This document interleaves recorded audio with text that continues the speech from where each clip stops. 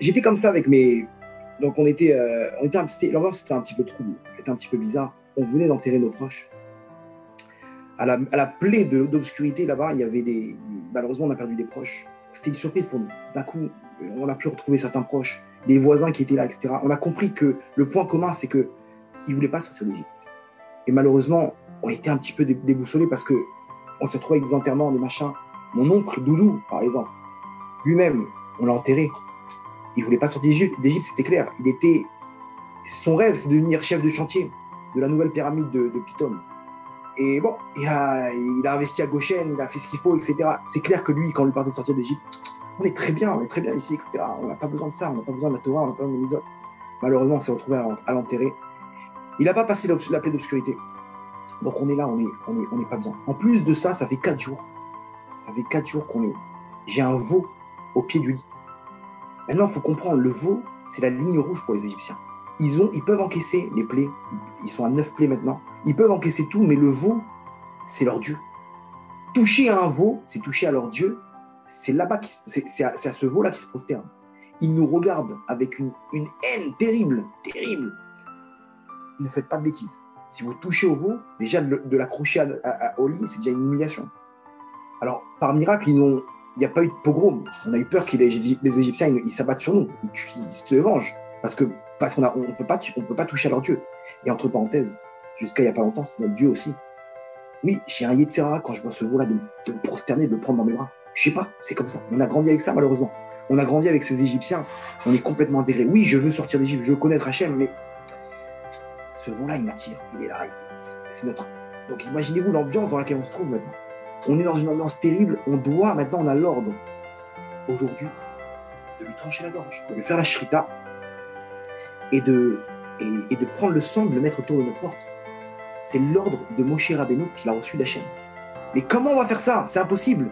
Maintenant, la mitzvah, elle est de le faire au seuil de la porte. On doit lui faire la shrita. Vous savez, ça veut dire quoi? C'est-à-dire que moi, j'avais une chance de faire ça en cachette que les Égyptiens ne voient pas. Maintenant, je suis obligé de le faire devant la porte, c'est-à-dire devant la rue. Les Égyptiens, si je fais ça, il va me sauter à la gorge aussi. Il va me massacrer. Je ne peux pas faire ça. Et pourtant, c'est un ordre d'Hachem. C'est hyper dur pour nous. On va devoir le faire. J'ai parlé à Moshe Rabbeinu, savoir est-ce qu'on ne peut pas rentrer un petit peu de façon à fermer la porte, au seuil de la porte. En gros, tu ne peux pas fermer la porte. Deuxième chose, il y a marqué que après, on doit manger ça. On doit manger un kazaïd, c'est le Korban Pessah, l'agneau pascal. Et deuxième chose, c'est qu'il y a marqué Kol harel lo yuchal bo. Celui qui est incirconcis, il pourra pas y manger. Maintenant, il faut savoir qu'entre-temps, on a oublié comment faire la Brit Mila. On est tous incirconcis. Tout à l'heure, on doit se retrouver chez Moshe Rabbeinu et il doit, avec Aaron, nous faire la Brit Mila. Vous savez ce que c'est? On a les nerfs maintenant de faire une opération. Une opération maintenant du sang. Donc notre tête, elle était terriblement déséquilibrée. On ne savait plus quoi faire. C'était très dur pour nous. La situation dans laquelle un Ben Israël se trouve à ce moment-là, elle était hyper dure. C'était une angoisse, une boule au ventre terrible, savoir est-ce qu'ils ne vont pas nous tuer les Égyptiens. En plus, on va être faible à cause de la Brit Mila. Bon, on s'est retrouvé là-bas chez Moshe. Imaginez-vous maintenant, Moshe Rabbeinu, Sandak, Moël, Aaron qui lui donne le verre de vin, Aaron à Cohen, Yoshua Binoun qui fait la prière, etc. Et bizarrement, on s'est retrouvé là-bas, on a fait la Brit Mila, ça faisait mal. Ensemble, on dit tous ensemble. Mais bon, on a fait ce qu'il faut. Bizarrement, on rentre à la maison, et là, mon père, je ne sais pas ce qui lui arrive. Il prend, je ne sais pas, un courage. Allez, amenez le veau. On va le faire. Et maintenant, il nous a donné une force en nous, je ne sais pas comment expliquer, c'était la Brit Mila qui nous a donné on a senti un lien très fort avec Hachem à ce moment-là. On a senti cette alliance-là dont on nous a parlé. Et là, d'un coup, comment vous dire, on n'avait plus peur. Mon père, il a pris le veau, il a fait la bracha. Il a versé le sang là-bas, il y avait du sang partout dans la maison. Les Égyptiens, ils se mettaient les mains sur les amis, qu'est-ce que vous faites, etc. Il y a eu un miracle. Pas aucun cheveu d'un seul juif n'est tombé par terre. Ils ont tremblé de peur. Ils ont compris ici que les Juifs, c'est plus les mêmes. Un Ben Israël aujourd'hui, c'est plus le même. Et là, il y a le sang qui coule. Il y a le sang de la Brit Mila aussi. Et là-bas, on nous a dit, après Moshe nous a dit qu'à Kadosh Baruch Hu, il est passé à ce moment-là, il a embrassé le front de chacun. Va omar lach bedamai chayi. Va omar lach bedamai chayi. Les deux sangs, le sang du Pessah et le sang de la Mila, ces deux sangs-là, ils se sont mélangés. Et Hachem était tellement fier. Avec ça, il a pu avoir le mérite pour nous sortir d'Égypte.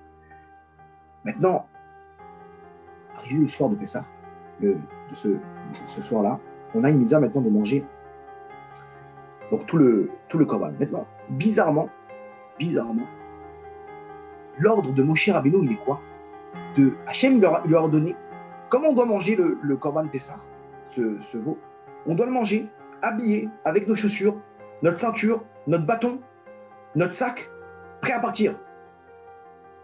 C'est une blague. Vous connaissez quelqu'un qui mange un repas comme ça? Un repas tout habillé? Oh non, tu te mets à l'aise, tu te mets en chaussons, détente. Tu te mets en détente. Pourquoi tu veux manger comme ça, stressé là? Hachem nous dit, comme ça on doit manger le korban Pessah. Il y avait du maror avec nous. Ok, bizarre, ça nous rappelle des souvenirs, ce maror. Il y avait aussi des matzot. Mais non, il faut savoir que ma mère, ça fait 6 mois qu'elle n'a plus préparé le matzot. À l'époque, elle travaille 18 heures par jour. Donc quand elle rentrait le soir, elle faisait une pâte, elle n'avait pas le temps, elle voulait dormir tout de suite. Donc on a mangé ça pendant des années, des matzot. Ça fait 6 mois aujourd'hui qu'on ne travaille plus. Depuis l'arrivée des plaies, etc. Entre-temps, ma mère, elle nous a fait des brioches. Là, maintenant, l'ordre, c'est de remanger ce pain-là, de se remettre en ambiance dans le calendrier. Ça nous fait On est traumatisés de ce pain.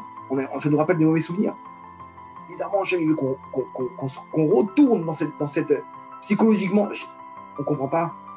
Mais bon, on a fait ce qu'il faut et on s'est habillé pour manger, etc. Dehors, des cris de partout. Les Égyptiens là-bas, ils se sont révoltés. Ils ont monté les premiers-nés là-bas. Il faut savoir que Moshe, il a dit à Paro que les premiers-nés, ils vont mourir. Et les premiers-nés, ils sont révoltés. Paro, il ne veut rien entendre. Et là, on entend des cris partout. Ça hurle dans les rues, etc. Ils tapent à nos portes. Bien entendu, on a reçu l'ordre d'Hachem que Ish lo yetse al yetse ish petar beto ad boker. Aucun homme ne doit sortir jusqu'au matin. Fermez à double tour la porte. On a reçu l'ordre de ne pas sortir. Et on sait très bien que normalement, il doit y avoir des morts. On a très peur de ça. Et ils tapent à notre porte. On entend des bruits terribles. Des cris, ouvrez-nous, des premiers-nés égyptiens qui veulent sauver leur peau. On peut pas ouvrir. On peut rien faire. Surtout qu'on est pressé, on doit manger. Avant Ratzot, on doit manger ce veau. On doit le terminer. On doit rien laisser. Et là, j'ai mon frère, Chimi. Lui, le pauvre, il avait du mal. Ok, il a voulu sortir d'Égypte, mais c'est un petit peu le révolté de la famille. Il s'est levé d'un coup. Il a commencé à crier, mais c'est quoi cette pièce de théâtre hein? Qu'est-ce qu'on est en train de faire? Qu'est-ce qu'on fait là? Regardez ce qu'on fait là. Genre, on va sortir d'Égypte. Mais vous, c'est une blague ou quoi? Déjà, Hachem me dit, on ne peut pas sortir de notre maison jusqu'à demain matin. À quoi on joue maintenant? On est en train de se préparer à sortir d'Égypte, comme si on va sortir d'Égypte, mais on sait très bien qu'on ne va pas sortir d'Égypte. Et il avait raison, mon frère. Il avait raison parce que, en plus, les négociations avec Paro, elles ont capoté. Paro, il a dit à Moshe, je ne veux plus voir ta face. La prochaine fois que je te vois, je te tue.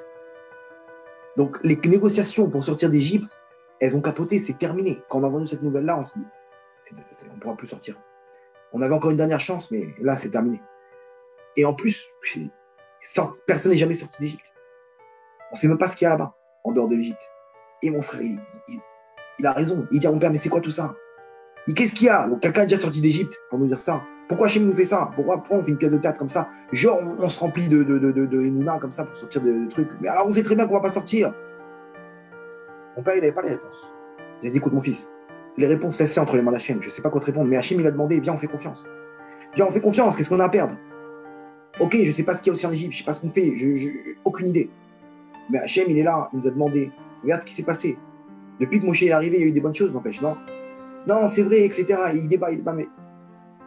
Mon fils, on verra. L'avenir nous dira ce qui se passera. Mais en tout cas, viens, on fait confiance à Hachem.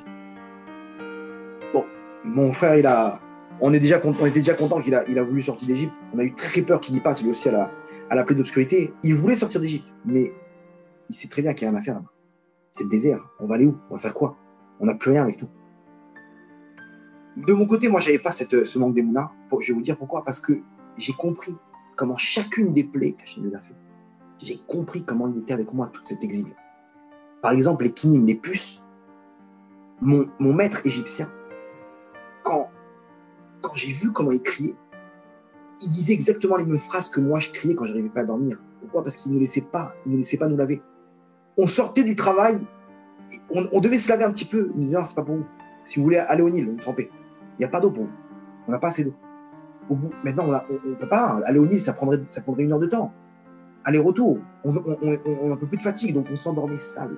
Après un jour, 2 jours, 3 jours, on se grattait jusqu'au sang. Et là, d'un coup, on criait, on n'arrivait pas à dormir. Et là, d'un coup, je vois comment chacun de mes cris, quand Hachem, il a mis ses puces chez les Égyptiens, j'entendais les mêmes cris que je poussais. Et là, je me suis rendu compte qu'en fait, Hachem, il était là avec moi, et chacun des cris, il a enregistré. Et il a tamponné ça sur les Égyptiens. Ce que vous allez faire, mes enfants, je vous le ferai. C'est-à-dire que là, je vois combien Hachem, il était avec moi dans mes douleurs.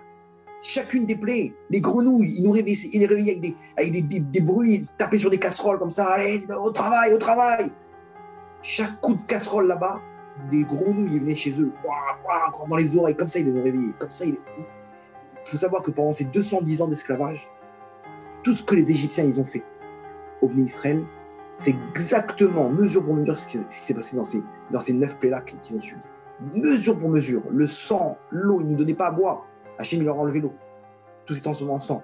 Ils ont jeté là-bas les premiers dans le sang, dans le Nil. C'est ce Nil-là qui a été puni. Hachem, il a ouvert la mer Rouge là-bas en deux. Il a refermé, il les a noyés là-bas. Tout celui qui a jeté des premiers-nés. La Makat Bechorot, la mort des premiers-nés, parce que tu as touché au premier d'Hachem, qui est le peuple juif. Alors Hachem, il te touche à tes premiers-nés à toi. Là, moi, je sais que j'avais une émouna très forte. Mon frère, malheureusement, il n'avait pas cette émouna.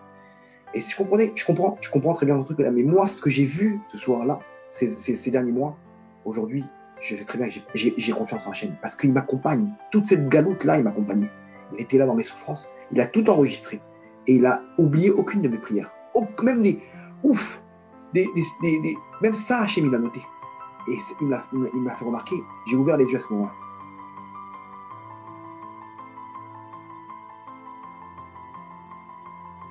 Le lendemain, avant ça, à Khatsot même, on a vite fini le Korban Pessah. Et là, des cris dans toute l'Égypte. D'un coup, une force incroyable qui rentre en nous, indescriptible. Hachem est descendu à ce moment-là, nous sortir d'Égypte. C'était à Khatsot, à minuit pile. Hachem est descendu en Égypte. Comment vous expliquer? D'un coup, de passer de 49 degrés d'impureté, d'être sorti de ça, d'un coup je vois clair, d'un coup je sens mon cœur se remplir d'amour pour Hachem. Je me retourne et je vois mon frère Shimi en train de pleurer. À ce moment-là, il sentait la shrina de chat. Il était en train de pleurer et j'entendais murmurer, dire Hachem, je t'aime, je te demande pardon. Je dis je t'aime Hachem. Il était fou d'amour pour Hachem. Il faut savoir que ce qu'on a vécu à ce moment-là, c'est la sortie des 49 degrés de Touma, d'impureté. Et on voyait des cris. Dans chaque maison égyptienne, il y avait un mort. Jusqu'à que Paro en personne, il est sorti. Moshe, Aaron, ils sont où? Il est sorti. Koumou, Tseou, Mitor, Ami, sortez d'Égypte, sortez. Le lendemain, à Khatsot, à midi pile, l'image de la sortie d'Égypte. Alors, comment vous expliquer? C'était comme une armée. Tout le Ham Israël réuni. Chacun, selon sa tribu, selon sa famille. Tout le monde les larmes aux yeux. Tout le monde est prêt à sortir d'Égypte. On va le faire, on va sortir d'Égypte, c'est pas possible. Après 210 ans d'esclaves, 210 ans en tant qu'esclaves, on ne demande rien, mais Hachem, comme ça, il s'occupe de nous. Nous, des fourmis, des esclaves qui tapons les briques du matin au soir, Hachem nous a choisis comme peuple. Et on s'est retrouvés là, à marcher comme ça. Quelle scène! Je vois d'un coup Moshe Rabbeinu au loin, à la tête. Quel visage, quelle sérénité. C'est vrai que depuis qu'il est arrivé, on n'y croyait pas trop, mais il a fait un boulot incroyable. 10 plaies. Maintenant, je vois une colonne de feu qui monte jusqu'au ciel. Je dis, papa, c'est quoi ça? Mon fils, c'est la Shrina de Doshar, c'est Akadosh Baruch Hu en personne, qui nous guide jusqu'au pays de nos pères, le pays d'Abraham, Yitzhak et Yaakov. On sort d'Égypte, on va dans notre pays, on retourne dans le pays de nos ancêtres. C'est terminé, on va vivre avec Hachem, maintenant il va nous donner sa Torah. On va vivre à l'éternité. Et je voyais mon frère à côté de moi, les larmes aux yeux, en train de marcher. À ce moment-là, j'ai pris moi aussi mes instruments de musique, parce que la prophétesse Myriam, elle-même, elle est sortie avec des tambours et des guitares, on ne comprenait pas. Et alors, elle avait une émouna incroyable. Elle a une bonne idée. Elle a dit, Hachem, il est avec nous. C'est sûr que là, on va parcourir un long chemin. Il y aura des épreuves, mais Hachem, il va nous libérer. Maintenant, j'ai une émouna à 100%. Maintenant, quand il va nous libérer, comment on va le remercier si on n'a pas d'instrument pour chanter à Hachem des louanges? On prend avec nous les instruments et on était tous avec nos guitares et nos trucs, imaginez-vous. On était tous avec nos instruments, on s'est dit, il y aura des miracles là-bas, c'est sûr. Comment on va remercier Hachem, on aura de quoi maintenant? Maintenant, je vois mon père attraper le chimie. Mon petit frère me dit, alors tu vois, hier, on n'avait pas la réponse. On est dehors maintenant, encore quelque part, et on sort d'Égypte. Tu te rends compte? Tu te rends compte, on va le faire. Papa, tu as eu raison. On n'avait pas les réponses, mais le temps nous a donné les réponses. Et là, mon père, il lui a dit une chose.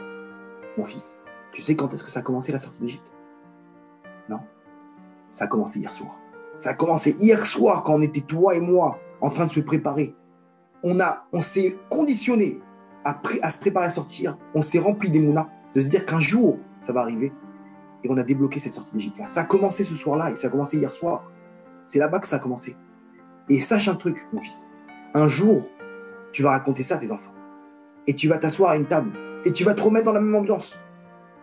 Et tu vas revivre cette histoire-là. Tu vas raconter à tes enfants, tu vas leur transmettre que c'est comme ça qu'on doit manger. On doit reprendre cette matzah-là, on doit se mettre dans les mêmes conditions.